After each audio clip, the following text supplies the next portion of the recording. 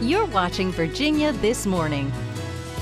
Welcome back to Virginia This Morning. All week long, we've been celebrating the 10th anniversary. It's coming up on October 1st, and we work with a talented team of creatives here at the station. Our friend, award-winning photojournalist Stacey Crank is back with us. And Stacey, it's so funny to be on here. I saw y'all dressed up in your jacket today, and I thought, well, looking good, my friend. Thank you. I can't button my button, though, so I won't.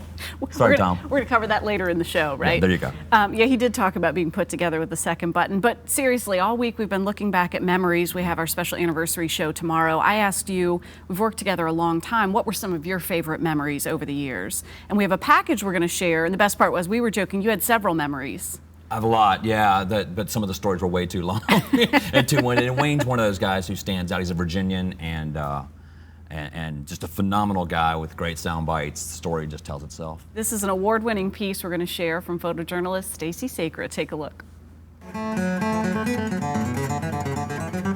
The sounds of Appalachia echo through the hills of Grayson County, Virginia. The melodies draw you to this unassuming address on Tucker Road. Whether it's the sounds of his guitar or the sounds of his guitar, Wayne Henderson makes beautiful music in more ways than one.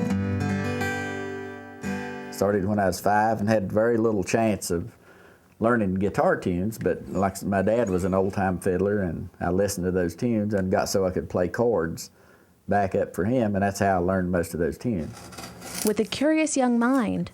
But I used to take cardboard boxes and cut a square hole in it, and whittle a 2x4 piece to make a neck and put fish line on it, you know, wooden pegs and stuff, and I'd make things like that I could actually play a tune on.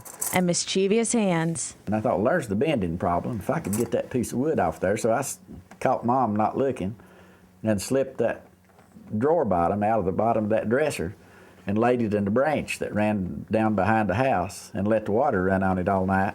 And while I was, the next morning, I got out, and sure enough, it had soaked that loose, and it floated down the branch. But working with wood can bring hard lessons. The humidity and heat had set in on that guitar. I went out one day, and the spring, it was still left, and that old walnut veneer and that old rubber glue turned loose, and that guitar, just blossomed like a morning glory. It totally came apart. His persistence would pay off. About the 7th guitar that I made was a pretty nice one. It's made out of rosewood, and I discovered abalone shells and how to cut them and how to inlay wood. And although profit was not the motive, Herb, if you'd bring me that old number 7 guitar, that's the old guitar I told about a while ago I sold for $500.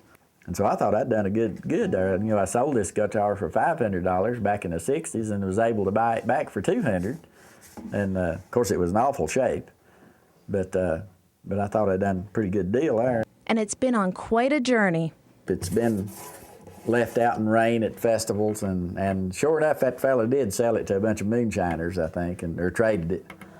And it even got shot through, got a bullet hole through it. And I sort of leave that in there just for a conversation piece. It don't seem to hurt it really, I just hope nobody was playing it when that happened. From moonshiners to Clapton. He saw one of my guitars and asked for one. I thought that was pretty fascinating to me, that somebody like that would want a guitar. With a waiting list of 10 years, how do you get your hands on a Henderson? Well, they do everything. They bring in lemon meringue pies, which works real good. And today, the guy brought in some ham biscuits from a Snappy Lunch in Mount Airy, which is a famous place. It was on the Andy Griffith Show. And that sort of thing helps a whole lot. But it's not all about big names or bribery. The impressive list goes on. People like Doc Watson. And on. Norman Blake had me build a guitar for him one time. And on. Herb Key and Tommy Nichols and people like that are wonderful players that maybe nobody's ever heard of, but they're important to me. And each guitar he molds is as important as the first. But I consider them a piece of art more than, and like the big companies now have what they call CNC machines. It's a router system hooked to a computer that you program in what you want a neck to look like and throw a piece of wood in it and it comes out a neck out the other side. Now that, to me, that'd be absolutely no fun.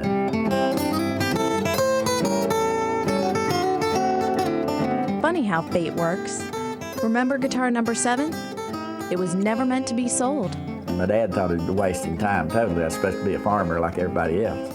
But after strumming on the strings, a stranger insisted on making an offer. I conferred with my granny a little bit, said, I'm going to price this thing so high it'll scare him off and get rid of it. And so I thought about it a while, and he just kept asking, what would you take for it? And I said, well, I'd have to have $500 for it. He said, well, $500, so I think I'll just take it. And he had 5 $100 bills in his shirt pocket and gave it to me, and I was in shock.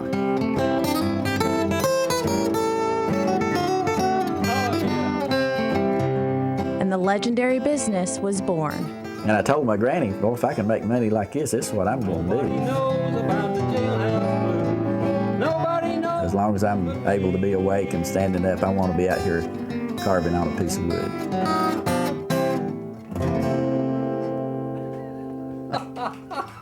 Wowza. Yeah. One of the many amazing people that you've met along the ride. Absolutely, yeah. And some really, really neat. So what was the most appealing thing about putting this together for you? Well, I had met him very briefly at a press conference with Governor Mark Warner for the Department of Tourism.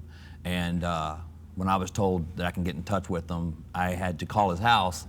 He doesn't have an answer machine, doesn't have a cell phone, so if you don't get an answer, you keep calling back. I had to call back a second or third time and went down there, and it's 5 hours away from here, so it's getting out there. But he was amazing, and there were people in the parking lot when we got there, and there was a Mountain Dew truck sitting in his parking lot. The guy was on his route, just stopped in to play some guitar.